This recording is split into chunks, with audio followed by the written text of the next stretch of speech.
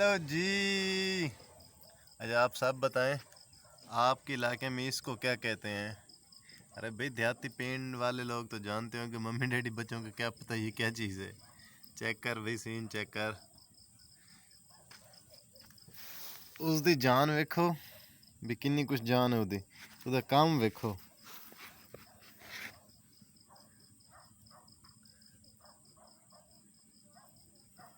Red red के उन्होंने ना बिल्कुल गोल कर तंडेल का। ਆ ਵੀ ਪਿੰਡਾਂ 'ਚ ਆ ਚੀਜ਼ਾਂ ਵੇਖਣ ਨੂੰ ਬੜੀਆਂ ਲੱਭਦੀਆਂ। ਮੰਮੀ ਡੈਡੀ ਬੱਚਿਆਂ ਨੂੰ ਕੀ ਪਤਾ ਕਿ ਇਹ ਕੀ ਚੀਜ਼ ਆ। ਨਾਈਟ ਟਾਈਮ ਹੈ, ਮੈਂ ਮੋਬਾਈਲ ਦਾ ਫਲੈਸ਼ ਲਾਈਟ ਚਲਾ ਕੇ ਨਾ ਇਸ ਦੀ ਵੀਡੀਓ ਬਣਾ ਰਿਹਾ। ਇਹ ਨਾ ਜਾਨਵਰਾਂ ਦੇ ਵਿੱਚ ਜਾਨਵਰਾਂ ਦਾ ਜਿਹੜਾ ਗੋਹਾ ਸੀ ਨਾ, ਉਹ ਗੋਹੇ ਨੂੰ ਇਕੱਠਾ ਛੋਟਾ ਮੋਟਾ ਕਰਕੇ ਉਹਨੂੰ ਰੋਲ ਕਰਕੇ ਤੇ ਅੰਡਾ ਬਣਾਤਾ। ਹੁਣ ਇਹਦੇ ਥੱਲੇ ਵੜ ਰਿਹਾ, ਪਤਾ ਨਹੀਂ ਕੀ ਕਰ ਰਿਹਾ ਇਹ, ਸਮਝ ਨਹੀਂ ਆਉਂਦੀ ਕੀ ਕਰੂ ਇਹ ਮੇਰੇ ਖਿਆਲ ਇੱਥੇ ਮਾਰੇਗਾ ਇਹਨੂੰ, ਖੱਡਾ तो ਉਹਦੇ ਵਿੱਚ ਲੈ ਕੇ ਜਾਏਗਾ ਇਹਨੂੰ।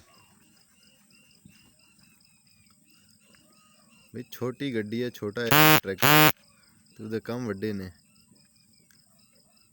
ਇਹ ਬਈ ਕੋਈ ਗੈਰ ਮੁਲਕੀ ਟਰੈਕਟਰ ਹੀ ਲੱਗਦਾ ਜਿਹੜਾ ਪਿੱਛੇ ਨੂੰ ਚੰਗਾ ਜ਼ੋਰ ਲਾਉਂਦਾ ਹੈ। 385 ਤਾਂ ਨਹੀਂ ਹੋ ਸਕਦਾ, 385 ਤਾਂ ਪਿੱਛੇ ਗੱਡੀ ਨੂੰ ਧੱਕਦਾ ਵੀ ਨਹੀਂ ਨਾ, ਪਿੱਛੇ ਧੱਕਣ ਦਾ 385 ਕੁਛ ਨਹੀਂ ਲੱਗਦਾ।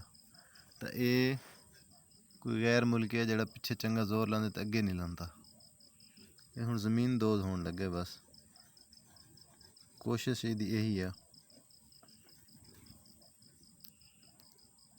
ਪਿੰਡਾਂ ਵਾਲੇ ਤਾਂ ਫਿਰ ਬ੍ਰਾਂਡ ਨੇ ਨਾ, ਪਿੰਡਾਂ ਵਾਲੇ ਤਾਂ ਫਿਰ ਜਾਣਦੇ ਕੀ ਚੀਜ਼ ਆ, ਤੇ ਮੰਮੀ ਡੈਡੀ ਬੱਚੇ ਦੱਸਣਗੇ ਕੀ ਚੀਜ਼ ਆ। ਮੋਬਾਈਲ ਦਾ ਰਿਜ਼ਲਟ ਆ, ਚੈੱਕ ਕਰ ਨਾਈਟ ਦਾ, ਕਿ ਇਹ ਛੋਟੀਆਂ ਛੋਟੀਆਂ ਕਾੜੀਆਂ ਵੀ ਵਿੱਚ ਨਜ਼ਰ ਆਉਣ ਡੀਆਂ। ਆ ਚੈੱਕ ਕਰ, ਆ ਇੱਕ ਆ ਕਾੜੀ ਦੇਖ, ਆਪਣਾ ਲੰਗਰ ਪਾਣੀ ਲੈ ਕੇ ਜਾ ਰਹੀ ਹੈ ਕਿੱਥੇ। ਇੱਕ ਇਹ ਵੇਖ, ਇਹ ਵੀ ਜ਼ਮੀਨ ਦੋਜ਼ ਹੋਣ ਲੱਗੀ ਆ। ਕਿੱਥੇ ਲੱਭਦੀਆਂ ਨੇ ਸ਼ਹਿਰਾਂ 'ਚ ਇਹ ਚੀਜ਼ਾਂ। ਆ ਵੇਖ, ਬਸ ਹੋ ਗਈ ਜ਼ਮੀਨ ਦੋਜ਼, ਥੋੜੀ ਰਹਿ ਗਈ ਆ। ਇੱਕ ਇਹ ਵੀ ਇਹਦੇ ਨਾਲ ਦੀ ਮੇਰੇ ਕੋਲ ਲੱਗਦੀ ਤੇ ਸਾਥੀ ਨਾ ਮਰ ਗਿਆ, ਤੋਂ ਲੈ ਕੇ ਜਾ ਰਹੀ ਹੈ ਕਾਡੀ, ਉਹ ਜ਼ਮੀਨ ਦੋਜ਼ ਹੋ ਗਈ ਆ। ਉਹ ਕਿੱਥੇ ਵੜ ਵੁੜ ਗਈ ਹੈ, ਬਸ ਉਹ ਜ਼ਮੀਨ ਦੋਜ਼ ਹੋ ਗਈ, ਹੁਣ ਨਜ਼ਰ ਵੀ ਨਹੀਂ ਆਉਂਦੀ। ਤੇ ਆ ਬੱਬਰ ਸ਼ੇਰ ਬਸ ਲੱਗਿਆ ਪਿਆ, ਹਾਲੇ ਤਾਂ ਜ਼ੋਰ ਲਾਈ ਪਿਆ, ਵੇਖੋ ਕਿੱਥੇ ਤੱਕ ਜਾਂਦਾ ਹੈ।